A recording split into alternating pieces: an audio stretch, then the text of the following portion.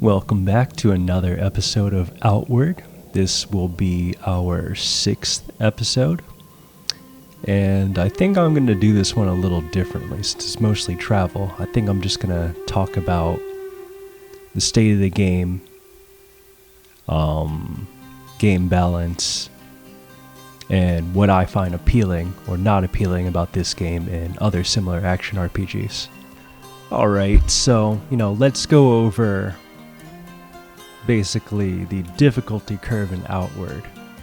So by this point in the game, or after I get these warrior monk skills at the end of this video, I basically feel almost completely unstoppable, which is pretty different from the beginning of the game, where it was just incredibly frustrating to do anything. And I'm not sure if it's because the extra HP I got, or the fact that armor actually does matter a lot. But, the difference between mid-game and early game is night and day. The difficulty curve goes way down. And, this is something that I've encountered in Souls games as well. Not that I want to directly compare this to Dark Souls the entire time, but, there's a certain midpoint in Dark Souls where the difficulty curve goes way down. Because you already have all the equipment and, your survival stats you need to actually basically just complete everything. I'd say by level 50. But, in this game's case, it's so heavily gear-based that, gear makes all the difference. Your armor stats, the flat damage reduction, and, especially weapon damage. The World Edge Great Axe is extremely powerful for how early you can get it. And, in my previous video, I found some sort of fire weapon that worked out extremely well to just literally melting that boss before it could even take any actions. And maybe that's just another flaw of this game as well. And to really expand upon that point, let's think about what I did there in that situation. I basically applied 4 buffs to myself. 3 of them were items. And, this sort of buff stacking makes you, it basically takes the strategy out of these sort of fights, because I didn't have to think about anything. I just literally bursted 600 HP out before you could even turn around. And, I'll point out another game has a similar issue. The Witcher 2. I get that in the lore, Geralt drinks all these potions to prepare for these fights, but the game has such bad mechanics that, let's say, the HP regen or damage bonuses from these pots actually just enables you to play the game. And I don't think that's a sign of good game design. In fact, Dark Souls 1 probably did it best with 1 weapon buff and 1 body buff allowed. This allowed buffs to be powerful, but, you also had to make choices. And in an RPG, you want your choices to matter. And so, the other example of where buff stacking broke the game was Dark Souls 2 on release, where basically you could stack 3 or even 4 body buffs at a time. You could stack the hex buff that blinded you and provided a huge amount of damage reduction with the Divine Blessing sort of buff that actually gave you more damage reduction, more physical attack power, and then a weapon buff, and then also Great Magic Barrier. So you'd pretty much be 90% immune to all damage and do huge damage. Huge problem. Because it completely imbalanced PvP. It was extremely bad design decision.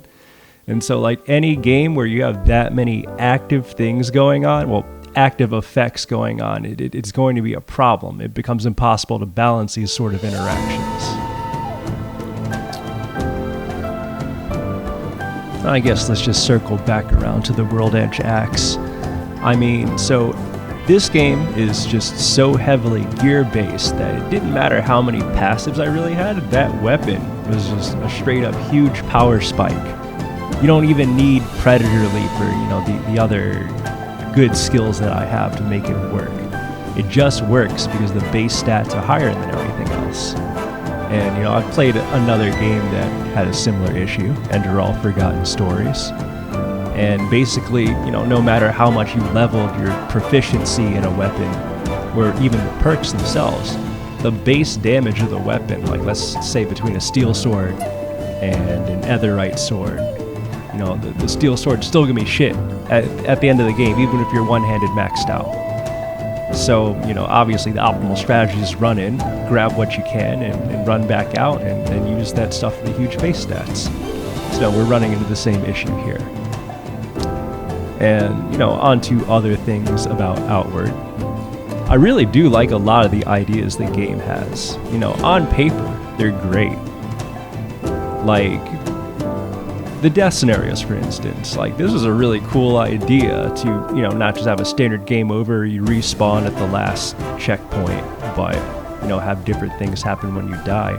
Unfortunately, they just become annoying.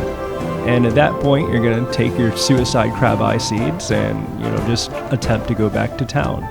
You've just inconvenienced the player or put them into an annoying situation where they have to steal their gear back. And I don't think it actually adds anything to the game. It's just window dressing. It's just flavoring. Onto some things that, well, no.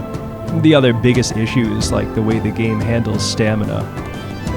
So I do understand now that you could drink a stamina potion and get it back, but that seems like an insanely cheesy way of managing your character's ability to act. And in Dark Souls, not trying to do too many comparisons to the game, but in Dark Souls you have a standard amount of stamina regeneration. It doesn't matter how low your bar is. So obviously, if you spam your R1 and roll around too much, you're probably not going to be in a great place. But with a couple well-timed dodges, you can regain your stamina and get back in the fight. In Outward, you run out of stamina, you start deading, your stamina regen slows to a crawl, you can't even swing your weapon, you can't roll, you can't act. So it takes away the player's ability to act. And I find that incredibly frustrating because it encourages cheat play. It encourages you to snipe enemies from an extremely far distance, crouching in the dark. It encourages you to buff stack. It encourages you to do things that I don't think the game was really, well, that they thought about balancing, to counteract the fact that your stamina is so scuffed. And it's less bad now that I have the Warrior Monk passive, but, you know, what if I didn't? What if I didn't have that extra 40 stamina? I would be basically trying to buff myself so I could kill every enemy in 2 or 3 hits, which I don't feel like is great game design either. But onto the things I do like. I do like the environmental design a lot. I think a lot of effort went into like making these environments look good, like at any time of the day. And, you know, soundtrack's pretty great. And the fact that, you know, your map doesn't have an active marker. So now you actually have to use the geography and use these standout landmarks to maneuver yourself. I think that's really cool. A game really hasn't made me, you know, think about where I am and, you know, visually take it in like that in a long time. So I appreciate that a lot. Another thing I like that's not really a new concept is the fact that chaining different amounts of light and heavy attacks produces different attack animations. So let's say, for instance, on Great Axe, you could do a light attack and a hard attack and it'll do a spin cut. Or you could do 2 heavy attacks and that'll be your big 4-hit DPS burst. So, you know, that adds a good amount of variety to the game. There's some movesets that are just completely shit. Like every sword moveset, the 2-handed sword is like less bad, but, you know, the 1-handed sword moveset's extremely bad. It's got no range. The backstep attack has no stun property, and other things like that. And I guess this goes into something that I don't like, which is how combat just boils down to hit stunning the fuck out of things. Like, at the end of the day, the most advantageous thing to do is just to stun lock your enemy, or basically stun your enemy and get some cheap hits and then back off.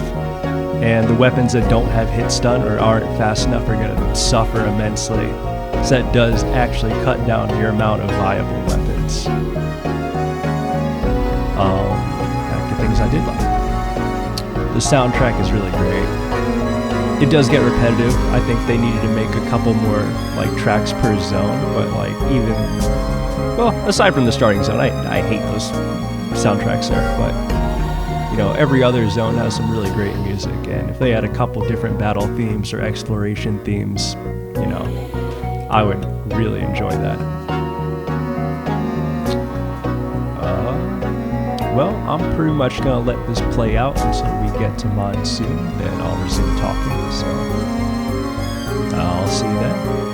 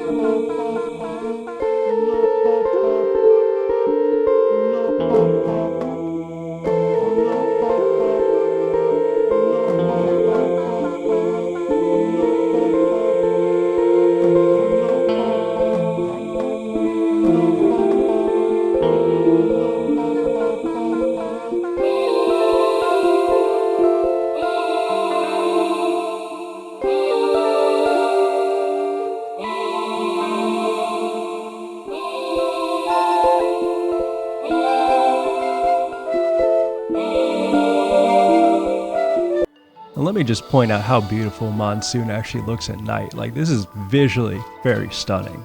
I can appreciate the design that went into this city. And like all the little people roaming around and, you know, the other details. It looks really cool and it's an interesting design. So what we're going to do now is we're going to go and buy all the warrior monk passives. That's why I'm hauling all this farmed silver.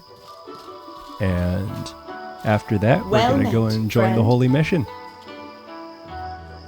I've joined the holy mission. Have you given my previous words any thought? If you choose to join us, you should speak with Cardinal Bolamac.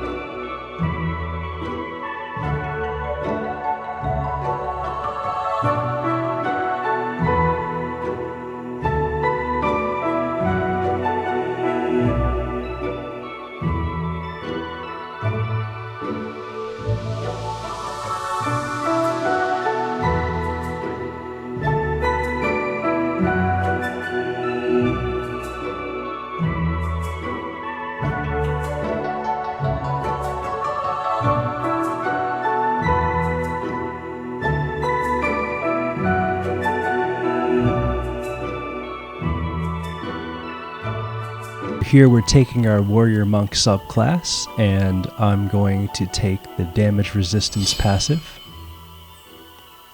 the Parry active, the Discipline active, and I'm going to get the Warp Strike. So this is what we saved all the silver for.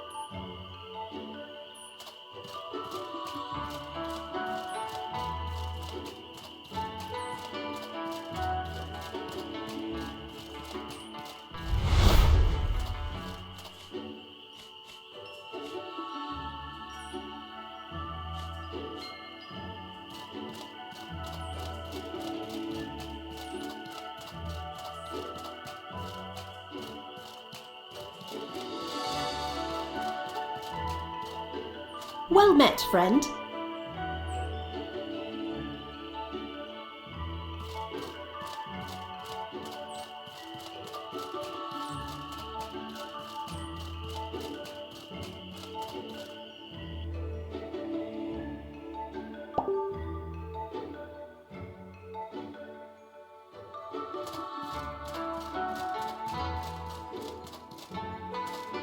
Blessings of Elat upon you. Joining the holy mission of Elat is not a decision to be taken lightly, pilgrim. To serve Elat's cause is to accept the 3 tenets of the Endless Path. And never forget, the Scourge knows us. This is your task.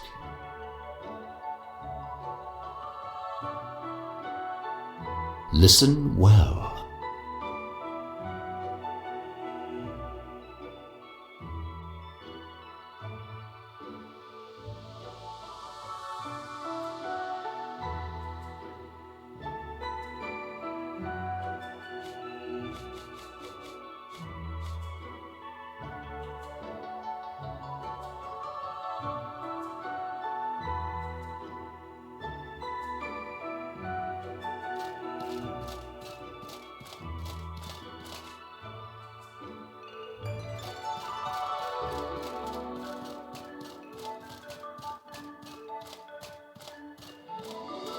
What you need? Let me take a look at you. I see potential there, but it's very much a gem in the rough. I can definitely tell you've got the spirit for it, but you need discipline. Discipline. Right, that reminds me. If you can't find one for me, it's pretty easy to brew. That's easy. I'm the one of us who actually bothers to wear the helmet. Lend me your ear. It's amazing. Every day we make a difference in people's lives. It's also very dangerous. You'll need to lay your life on the line daily. I wonder.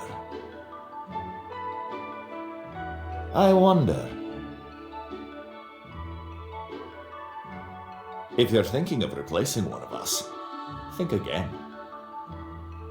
Take care, eh? What you need? Let me take a look at you. I can discipline. If you can't find one for me, it's pretty easy to brew. Thanks a bunch. There's an extremely convenient moment here where I just happen to have my last discipline potion. Do you want to know how to make a warrior's elixir? I just clear the side quest without having to go out of my way. I think that's for the best, though. Take care, eh?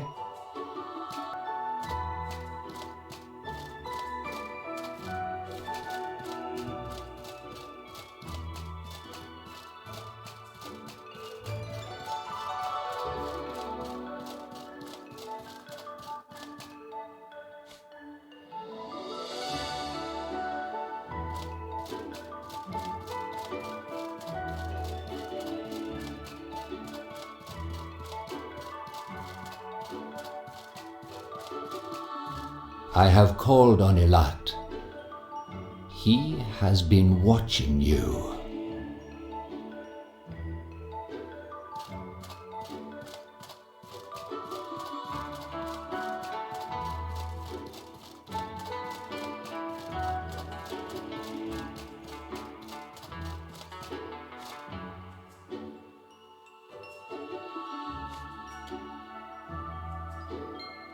Welcome. I am Elat, God of Discipline. Well, yes. I sense a certain potential in you, waiting to be forged into something stronger.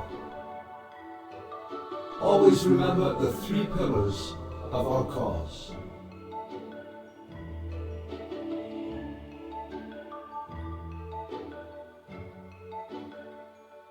Will you cast aside all the ties that bind you and live your life for the good of all Arise people?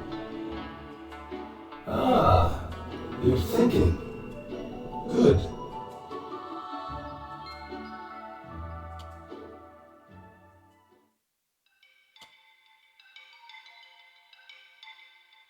Then it is done. I welcome you into my heart and grant you the title of missionary. I shall grant you the power to bind light to your weapon.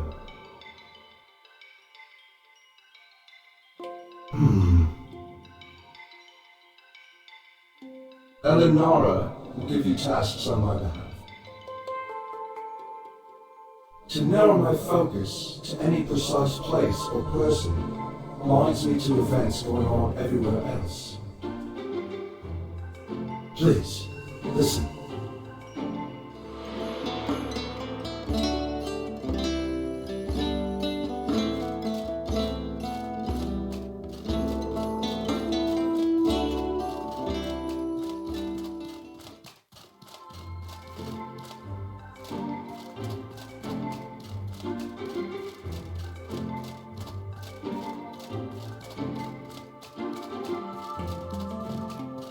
And so basically, we're told to go kill some time for 3 days. So I'm going to head back towards Ciezro, and Listen I up. think we're going to see another quest or quest Listen up. series pop up there. We could always go back and explore the Voltaic Hatchery and the Ghost Pass. Blessings Maybe of pick up our Elat 3rd upon you. subclass. I think I've already planned that out to be the Shaman. So I could get increased power and buffs. Even if I decide not to take any real magic, that's going to help us out a lot. Anyway, I'll see you guys on the next episode of Outward.